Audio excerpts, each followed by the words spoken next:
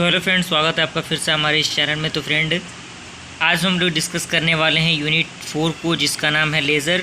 इससे पहले लेक्चर में हम लोगों ने यूनिट 1 के कुछ इंपॉर्टेंट टॉपिक जितने भी थे, टोटल 7 टॉपिक थे, उस सातों टॉपिक को हम लोगों ने डिस्कस किया। आई होप आपको वो चीज़ें समझ में आई होंगी।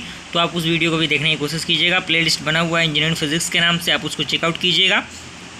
आज हम लोग स्टार्ट करने वाले हैं यूनिट 4 के काफ़ी इंपॉर्टेंट क्वेश्चन से, क्योंकि यूनिट 4 से एक क्वेश्चन तो कंफर्म है कि इससे आना ही आना है। तो आप इन चीज़ों को मिस मत कीजिएगा, वीडियो को पूरा अंत तक देखें और अपने फ्रेंड सर्कल में शेयर कीजिए ताकि वो लोग भी इसका फ़ायदा उठा सकें। स्टार्ट करते हैं। हम लोग कह रहा है कि spontaneous emission and the stimulated emission क्या है। तो सबसे पहला टॉपिक है आपका स्पॉन्टेनियस इमिशन। तो इसमें कह रहा है कि an atom has the discrete energy state, the lowest energy state of the atom is called the ground energy state. The atom of each substance are generally in the ground energy state. We known the atom present in ground E1 state and it absorb energy jump to excited state E2, and when these atom complete their time period of excited state E2, which is 10 to the power minus 8 second, and drop to the state E1 or ground state and replace their energy in the form of photon.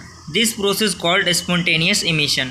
तो आप देख सकते हैं ये basic सा ये जो figure है, फिगर को आप बनाने की कोशिश कीजिएगा, क्योंकि फिगर से नंबर थोड़ा सा ज़्यादा अट्रैक्टिव हो जाता है। ओके, ये ग्राउंड स्टेट है आपका, ऊपर वाला एक्साइटेड स्टेट है। उसके बाद है आपका स्टिमुलेटेड इमिशन। क्या है? कह रहा है कि when the atom present in excited state E2 and another atom in the which same energy and the same frequency of atom of that atom which already present in the excited state and collide with these atoms and they transfer their energy to the present atom, both the atom complete their time period 10 to the power minus 8 second and drop the state E1 or ground state and release their energy twice in the form of light. This process is called stimulated emission. ये आपका figure है stimulated emission का। यहाँ पे एक question complete होता है। दूसरा टॉपिक आपका है पॉपुलेशन इन्वर्जन क्या होता है। तो कह रहा है कि when the atom present in the ground state E1 absorb energy and jump to excited state E2, and the third state in the between the ground state and excited state called metastable state, and the time period of metastable state 10 to the power minus 3 second of any atom is longer than the excited state 10 to the power minus 8 second. We can, in the other word, more atom increased in the metastable state and compared to ground state called population inversion. तो ये आपका basic सा complete instruction हो गया। ये figure आपको draw करना होगा एग्जामिनेशन में, तो आप इसको देख लीजिएगा। ओके, अंत तक वीडियो ज़रूर देखें। तो फ्रेंड, ये जो टॉपिक है ये काफ़ी इंपॉर्टेंट टॉपिक है। कई बार एग्जामिनेशन में ये क्वेश्चन पूछा गया है कि हीलियम नियॉन लेज़र या फिर CO2 लेज़र या फिर रूबी लेज़र को डिस्क्राइब कीजिए पूरे कंस्ट्रक्शन को। तो ये इस वीडियो को आप देखिए पूरे अंत तक, सारी चीज़ें इसमें डिस्क्राइब की जाएंगी। और वीडियो थोड़ा सा लंबा ज़्यादा हो जा रहा है, तो मैं चाहता हूँ कि वीडियो थोड़ा शॉर्ट ही रहे, क्योंकि शॉर्ट वीडियो देखना बहुत से स्टूडेंट पसंद करते हैं, लॉन्ग वीडियो देखना ज़्यादा पसंद नहीं करते। तो बस मैं चीज़ें आपको स्क्रॉल डाउन कर दे रहा हूँ, आप इन चीज़ों को कंप्लीट कर लीजिएगा। और हीलियम नियॉन लेज़र है ये। तो कह रहा है the main drawback of the ruby laser is that the output beam is not continuous. For continuous laser beam gas laser are used which is called helium neon laser. Okay, and इसमें point दे रहा है कि helium neon is a gas laser which provide continuous output with high efficiency. इसके construction की बात करें कि इसमें कौन कौन सी चीज़ें लगी होती हैं, तो which is consist of fused quartz with the diameter of about 1.5 centimeter and 80 centimeter long, and this tube filled with a mixture of neon under a pressure of 0.1 millimeter of the mercury and the helium under a pressure of 1 millimeter of mercury. The ratio of the helium neon is 10:1, and one end of tube there is a perfect reflector will and other end is a partially reflector. For optical pumping high frequency generator are used. तो ये आपका देख सकते हैं helium neon laser का ये basic सा diagram है। तो आप इन डायग्राम को भी एग्जामिनेशन में बनाने की कोशिश कीजिएगा, जिसमें आपका एक परफेक्ट रिफ्लेक्टिंग है और ये आपका पार्शली रिफ्लेक्टेड एंड है। ओके, और ये आपका फ्यूड क्वार्ट्ज हो गया, और ये आपका जो पावर सप्लाई होता है ये आपका पावर सप्लाई हो गया। इसके वर्किंग की अगर हम बात करें तो वर्किंग आपको देख सकते हैं यहाँ पे दिया हुआ है। वर्किंग के लिए फिगर भी डिस्क्राइब किए गए, तो फिगर को भी आप कंप्लीट कीजिएगा। और फ्रेंड ये फिगर का जो वर्किंग है, वर्किंग का एक्सप्लेनेशन है कि when power supply is on helium atom observe energy and get excited present in the ground state and pump the helium energy state E2 from the state E1, since excited state of helium atom is equal to the metastable state of neon atom, so that when the helium atom complete their time period in excited state, they transfer their energy of neon atom metastable state E5, and the time period of metastable is more than the excited state and more atom collect in the metastable state, so population inversion achieved between ground state and metastable state of the neon atom complete their 10 to the power minus 3 second atom drop to the low energy state and replace their energy in the form of light and get de-excited. The process repeat and intense laser provided by the helium neon laser.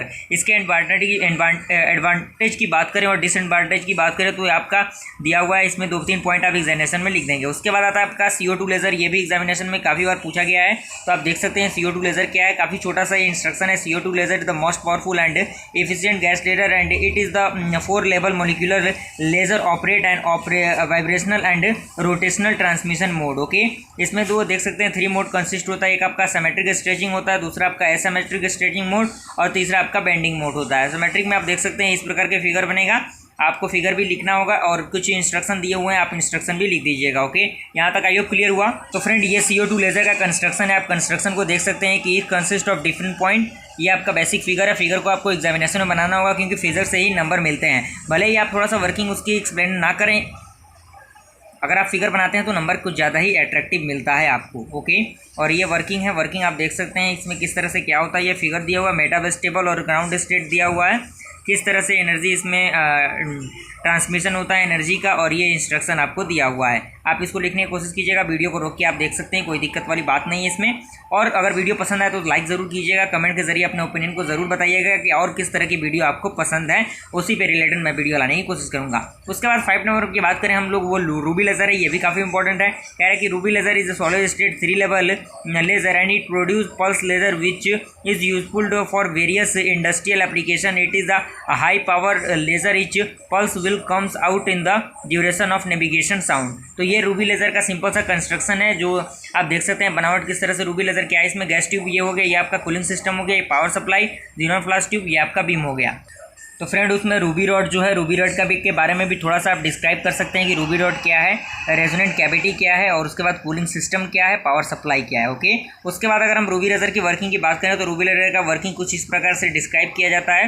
तो आप in working को देखने की कोशिश कीजिएगा और कुछ description English में लिखा हुआ है, तो आप इसको पढ़ने की कोशिश कीजिएगा। सिंपल सा जो चीज़ें यहाँ पे फिगर में दिखाई गई हैं वही चीज़ को इसमें क्या किया गया, एक्सप्लेन कर दिया गया। तो आप इसे देख सकते हैं, वीडियो को रोक के आसानी से देखिएगा और नोट्स कंप्लीट करने की कोशिश कीजिएगा।